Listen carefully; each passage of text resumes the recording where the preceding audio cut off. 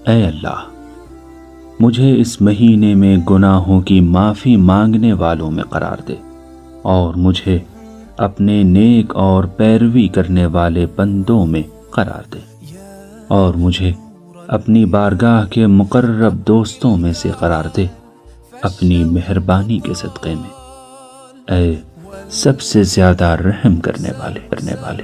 بسم اللہ الرحمن الرحیم۔ اللہم صلی علی محمد وآل محمد۔ ماہ مبارک رمضان کی 5ویں دن کی دعا میں ہم نے اپنے پروردگار سے گزارش کی کہ مالک ہمیں توفیق استغفار دے۔ منزل یہ ہے اس دنیا میں انسان کا وجود ایسے ہی ہے کہ جیسے کسی ایک جگہ پر ایک آئینہ رکھا ہوا ہے اور اس جگہ پر بہت ساری دھول ہے، بہت ساری ڈریس ہے، بہت ساری اس طرح سے خاک اڑ رہی ہے۔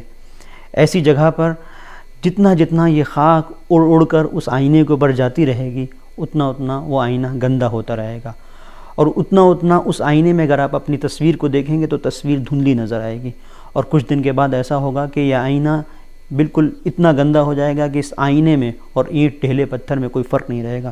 فرض کریں ایک ایسی جگہ ہے کہ جہاں پر دھول اڑ رہی ہے، جہاں پہ خاک اڑ رہی ہے، ایک آئینہ رکھا ہوا ہے۔ یہ آئینہ جب صحیح جگہ پر تھا تو آپ کو آپ کی تصویر دکھاتا تھا، لیکن جب کسی ایسی جگہ پر ہے جہاں مسلسل اس کے اوپر خاک پڑ رہی ہے تو پہلے آہستہ تو یہ آپ کی تصویر کو دھندلا کرے گا، پھر ایک منزل وہ آئے گی جب تصویر نہیں دکھے گی، اور ایک منزل وہ آئے گی جب خاک اور گرد اتنی بڑھ جائے گی کہ پتہ بھی نہیں چلے گا کہ آئینہ کہاں رکھا ہوا ہے۔ انسان کے وجود کے اندر دل ایک آئینہ ہے، انسان ایک آئینے کی صورت ہے اپنے دل کو لیے ہوئے۔ اب اس دنیا میں بہت ساری چیزیں ہیں کہ جن کی خاک اس کے اوپر پڑ رہی ہے، یہ گناہ، یہ آلودگیاں، یہ انسان کا حب نفس، یہ ساری وہ چیزیں ہیں کہ جہاں پر مسلسل اس آئینے دل پر خاک پڑ رہی ہے، اور یہ وہ آئینہ ہے کہ جس کے اندر پروردگار کی سکونت ہے۔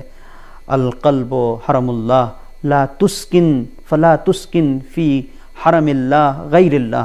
یہ دل حرم الہی ہے، اس میں کسی اور کو سکونت مت بخشو، اس میں کسی اور کو آنے مت دو۔ تو یہ دل کا آئینہ جتنا شفاف ہوگا اتنا انسان اپنے پروردگار سے قریب ہوگا۔ تو اس کے لیے کیا کرے انسان جب اس دنیا میں ہے؟ تو دنیا کی آلودگیاں ہیں، اس کی گندگیاں ہیں، اس کی وہ ساری چیزیں ہیں جس کے اندر شیطان ہے، شیطان انسان کو بہکاتا ہے، شیطان کے ہتھ کنڈے ہیں، یہ ساری وہ چیزیں ہیں جو گرد کی صورت ہمارے آئینے دل پر بیٹھ رہی ہیں۔ اس کے لیے ہمارے ائمہ طاہرین علیہ السلام نے بتایا کہ استغفار کرو۔ ہم جتنا استغفار کریں گے اپنے دل کے آئینے کو اتنا صاف کریں گے۔ اور یہاں پر ہم اپنے پروردگار سے دعا کر رہے ہیں کہ پروردگار ہمیں توفیق استغفار دے، ہمیں مستغفرین میں قرار دے۔ اللہم اجلنی فیہ من المستغفرین۔ آج کے دن ہم یہ دعا کر رہے ہیں کہ ہم استغفار کرنے والوں میں قرار پائیں۔ لیکن استغفار یہ نہیں ہے کہ ایک انسان اپنے پروردگار سے زبانی طور پر استغفار کر رہا ہے کہ پروردگار مجھے بخش دے۔ حدیث میں ہے، بیان کیا گیا کہ استغفار یہ ہے کہ اگر تم نے کسی کا مال لیا ہے تو اس کو جا کر واپس کرو اور پھر استغفار کرو۔ اگر تمہارے پاس کسی کی امانت ہے، تم اسے ہڑپ کر گئے ہو تو اس کو جا کر دو اور اس کے بعد استغفار کرو۔ اگر تم نے کسی بندہ مومن کو ستایا ہے تو پہلے اس کے دل کو راضی کرو پھر استغفار کرو۔ اگر تم نے کسی کو پریشان کیا ہے تو پہلے اس کو اپنے آپ سے راضی کرو پھر استغفار کرو۔ ایسا نہیں ہے کہ ہم گناہ کرتے جائیں اور پھر سوچیں کہ ہم استغفار کر رہے ہیں۔ بالکل ایسے ہی ہے کہ جیسے مثال کے طور پر ہمیں جانا ہے ایسٹ میں، ہم ویسٹ کی ٹرین میں بیٹھے ہیں اور دعا کر رہے ہیں کہ پروردگار ہم ایسٹ میں پہنچ جائیں، کبھی نہیں پہنچ سکتے۔ کہ اگر ہم مثال کے طور پر ہمیں جانا ہے دہلی اور ہم بمبئی کی ٹرین میں بیٹھے ہیں تو جائیں گے ہم بامبے، ہم دہلی نہیں پہنچیں گے۔ جتنا بھی ہم کوشش کرتے رہیں کہ ہم کہتے رہیں کہ ہم فلاں جگہ پہنچ جائیں، ہمیں بمبئی پہنچنا ہے، لیکن اگر دہلی کی ٹرین میں بیٹھے ہیں دہلی پہنچیں گے، بمبئی نہیں جا سکتے ہیں۔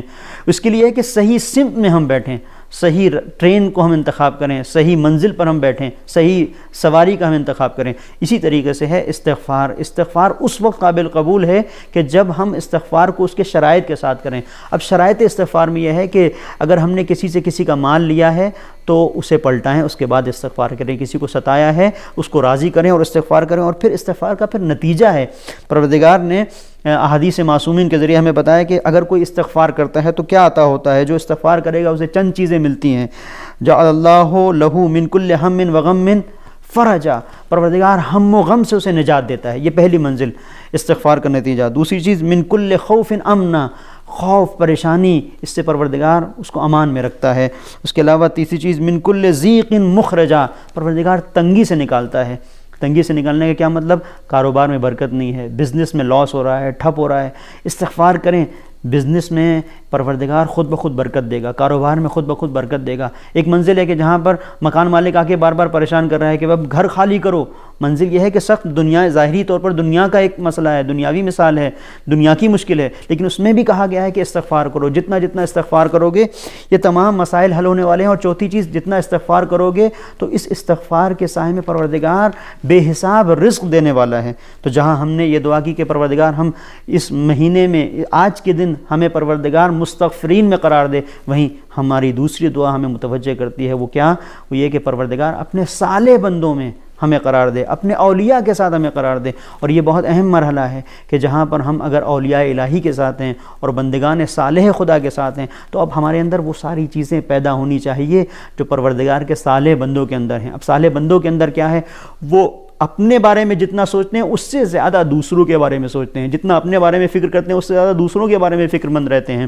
اب اگر ہم یہ دعا کر رہے ہیں استغفار کے ساتھ تو ہمیں متوجہ رہنا چاہیے۔ اس ماہ مبارک رمضان میں بہت سارے ایسے افراد ہیں جو بے یار و مددگار ہیں، جن کا کوئی مدد کرنے والا نہیں ہے، جو کوئی مشکل میں گرفتار ہیں، جو کسی دنیا کے بڑے پیچیدہ مسئلے میں پھنسے ہوئے ہیں، ہم ان کے کسی بھی طرح سے کوئی مدد کر سکتے ہیں۔ تو مدد کرنے کے لیے ہم آگے بڑھیں تو یہ وہ منزل ہے کہ ہم گویا یہ دعا کرنے کے لائق ہیں کہ پروردگار ہمیں اپنے اولیاء کے ساتھ قرار دے، ہمیں اپنے صالح بندوں کے ساتھ قرار دے۔ اس لیے کہ صالح بندے یہی تھے کہ کسی کو کسی مشکل میں نہیں دیکھ سکتے تھے۔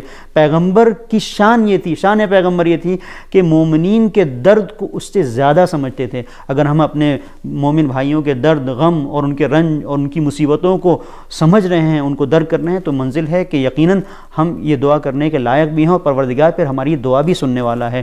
تو آئیے ہم سب مل کے دعا کریں کہ پروردگار اس مہینے میں اور اس دن کی برکت سے جہاں تو ہمیں مستغفرین میں قرار دے رہا ہے، اپنے صالح بندوں میں، اور اس طرح سے ہمیں اولیاء الہی میں قرار دے کہ جو کچھ ان کی زندگی کا طریقہ کار تھا وہی ہمارا طریقہ کار بھی ہو جائے اور ہم اس دنیا سے جائیں تو پرسکون ہو کر جائیں۔ صلی اللہ علیہ محمد وآلہ وصحبہ۔